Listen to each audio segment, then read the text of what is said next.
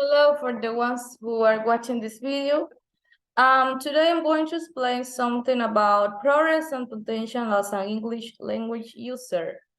I'm Carly Cabrera, I'm an English teacher. I'm going to talk about how was my experience through the learning process and the teaching process of this language that I love so much. When I was young, when I was a young children, I remember that in my school, my teachers all by using these flip charts.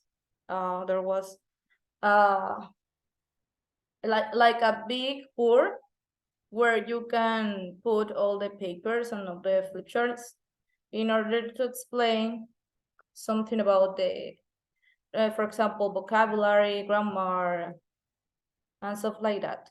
And also, I remember that I I watch all the information through a projector.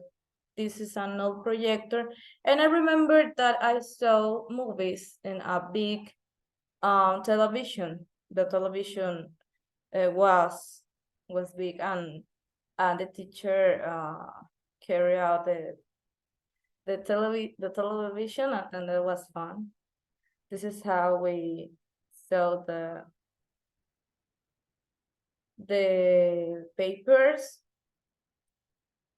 I'm going to talk something about the methodology part about this. I remember that I learned with the grammar translation method. Just like its name suggests, this method of teaching English is grammar heavy and relies a lot on translation. You use a word and the teacher translate. For example, if the topic was fruits, the teacher called the fruits, for example, like apple, and the translation was manzana. And that's how I learned. This is a classical way of learning and a language that is still commonly used when learning some languages. It is still used for beginners, for people who don't know anything about English. Some countries prefer this style of teaching, and the main idea behind this method is that the students learn all grammar rules. I think that learning all the grammar rules could be something not didactic or pedagogical. So they were able to translate a number of sentences. That is the worst job that English teacher had to do. Translate everything is not fair. This is a particularly common for those students who wish to study literature at a degree level. This is the other method, the audiolingual method. The audiolingual method, otherwise known as the New Key method or ARMY method, is based on a behaviorist theory that things are able to be learned by constant reinforcements. For example, if I remember that if I wanted to learn a word like teacher, for example, that the teacher used to tell me, okay, repeat after me, teacher, teacher, teacher, and I have to repeat 3 times, and that was horrible for me. I didn't like that. And I remember that when I have to talk in front of all my my my friends, the teacher just told me that that was not the pronunciation, and I feel so embarrassed. It says that, however, just like in this army, when someone behaved badly or in case bad use of English, the learning receives negative feedback. Yeah, that happens to all people that learn in the 90s. The contrary happens when a student demonstrates good of English. If you say the good in front of the class, that was awesome. But if you don't talk in the right way, bad for you.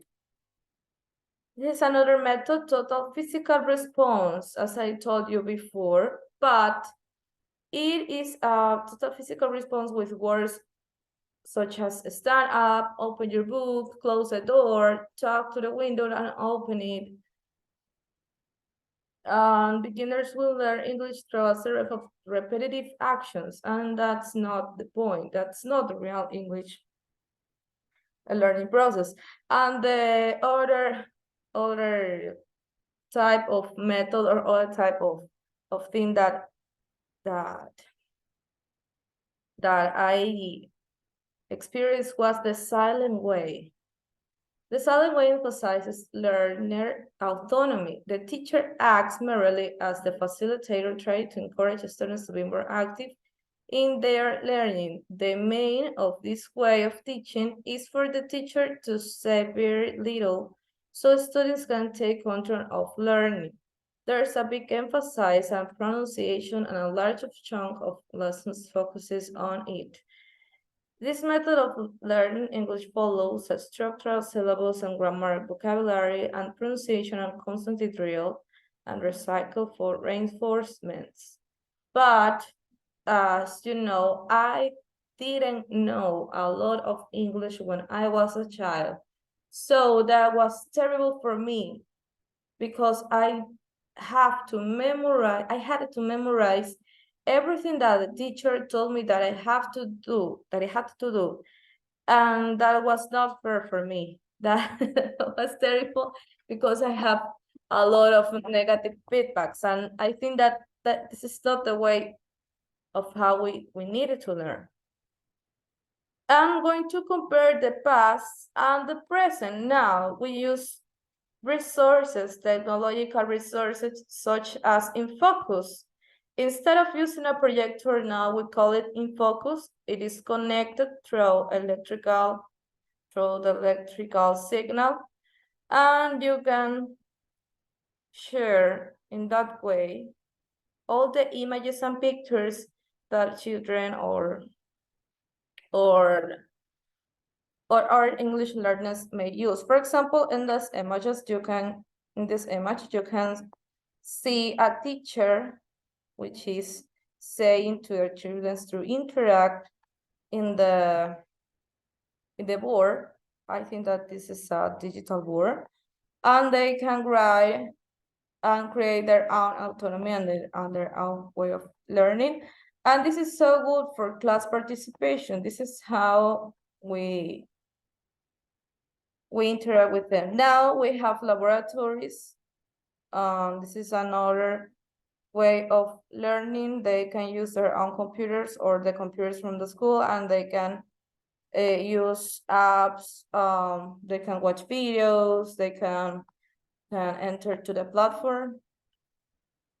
And also, this is another way of learning that was implemented in the past, in some years before, but now with the pandemic, we started to implement another type of learning process, such as the online classes, which all can be involved. And this is called for us, for people like me who works every day and doesn't have the whole time to be connected in a class or stay in a place the whole days. We can opt for that way of learning or teaching. And also with the technology improvements, we use online resources. The new teachers use online resources such as applications, programs, mails, stuff like that, to interact with their students.